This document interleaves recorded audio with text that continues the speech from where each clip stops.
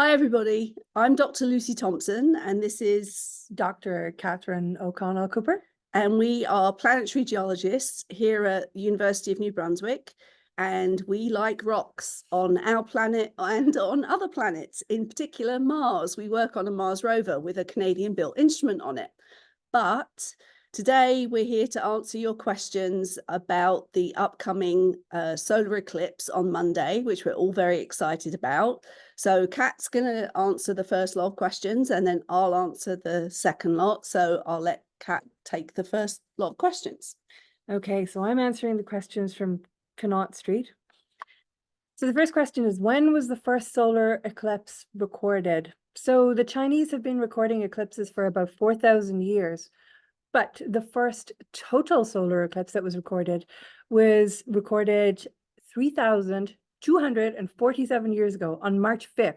And we know this because they found a whole load of clay tablets in a city called Ugarit, which is in the Mediterranean, where Syria is now.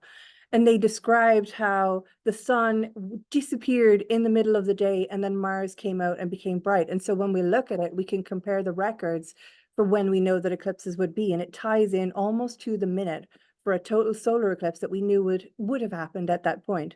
So that is the first total solar eclipse that was recorded. And interestingly, the last total eclipse in Fredericton was in the year 932. So that's 1,000 years ago. Right. So I keep going. Yeah.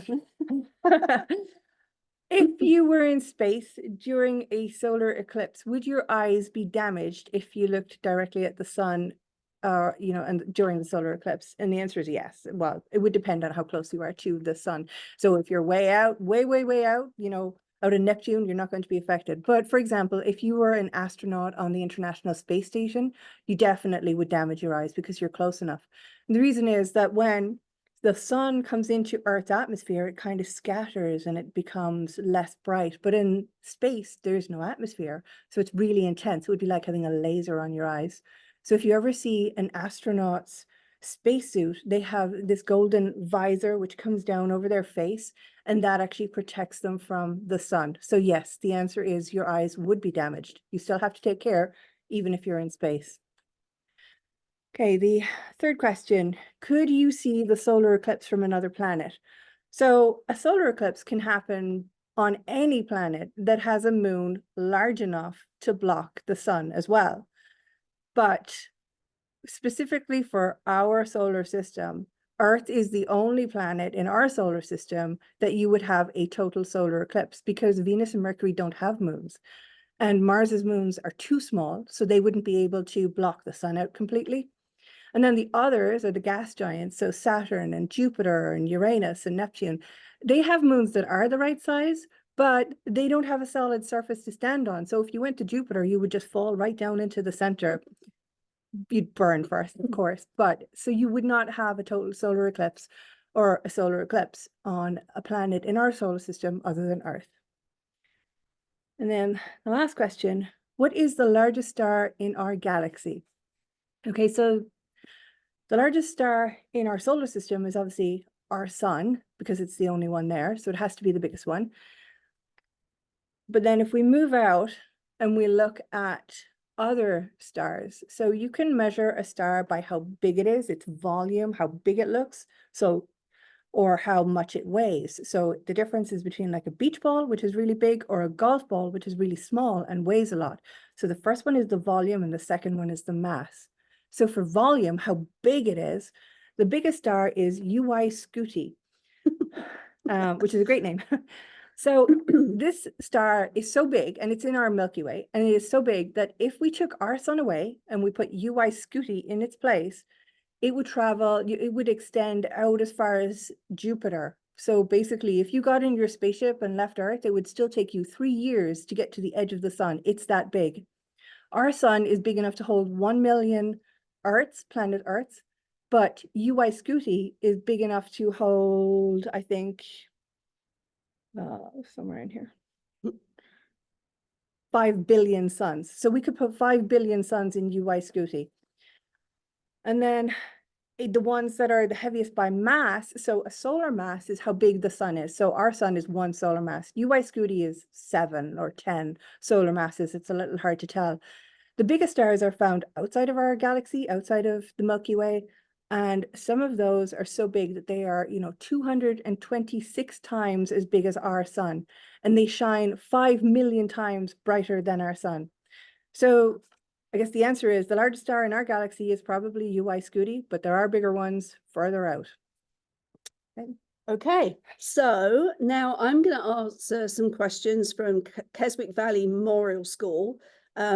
And at the same time, I'm going to answer a question that somebody sent in. We're not sure where you're from, Lisa. So the first question, actually, I'm going to sort of answer a bunch of questions in one go. So it's all to do with viewing the solar eclipse. So the first question was, are there any types of glass windows that would offer enough protection to view the eclipse through? The simple answer is no. Unless you're looking, through a very heavily tinted window, and it would have to be extremely heavily tinted. So basically, do not sit in your house and look out through a window and look at the solar eclipse. You should not do that.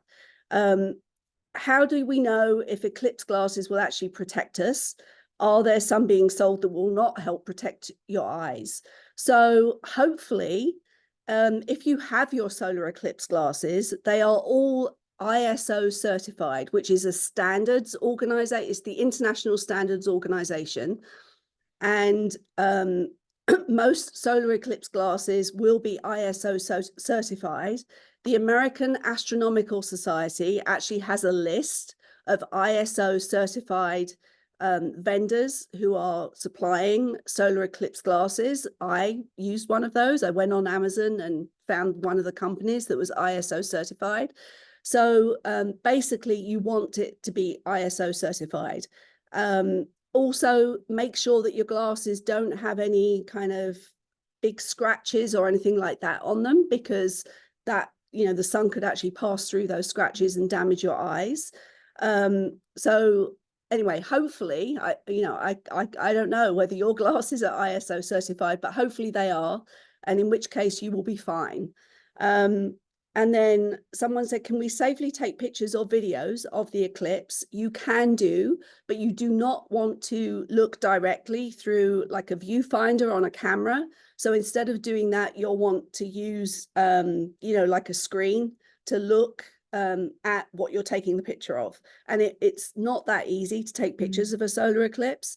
And you do have to be a little bit careful that you don't damage your camera as well, because you're going to be pointing your camera at the sun directly, maybe for a period of time, especially if you're trying to take a video. So you could actually damage the camera. Personally, I'm going to try and take some pictures with my camera, and it's an old one. So if I damage it, so be it. But obviously I'm not going to actually look through the viewfinder. I'm going to use the screen on my camera to try and take pictures. And the same goes for binoculars and telescopes. Do not look through binoculars or telescopes. You need to have your solar eclipse glasses, because you'll damage your eyes. And then this is the question from Lisa. She said, how do you know when to put your glasses back on if you take them off to see the totality? So that's a really good question. And I've looked a lot, and nobody really says anything about sort of taking them off and when to put them back on. But I looked up the times of totality for Fredericton, and totality starts at 4:33 p.m. and ends at around 4:36 p.m. So totality is actually lasting for 2 minutes and 17 seconds, which is not very long. So basically, if you plan to take your glasses off at 16:34 and put them back on at 16:36, you are guaranteed to be safe. And I'm guessing that, if you're seeing the sun disappear, and just as it's about to disappear, if you take your glasses off, then you're probably fine. And then as you see it just reappear, put them back on again. But like I say, if you take them off just for those 2 minutes, 16:34 to 16:36, you'll be safe, because that will be totality. And then the final question was about the next total solar eclipse, which is in 2044, and it will be happening in Canada, but it will not be in this area. So basically, you would have to be in Western Canada. So it will start up in Nunavut, and then it will go down through the Northwest Territories, down through Alberta and Saskatchewan. So I'm afraid that we will not be able to see it here in Fredericton. But maybe some of you will be living there by that time. Who knows? Anyway, so I think we've addressed all of your questions, and, you know, be safe on Monday. Enjoy watching the eclipse. Put your glasses on, take them off for the 2 minutes, and you'll be safe. And we hope you all enjoy it. And Yep. Good luck and happy viewing. okay, bye everybody. Bye. Stop recording.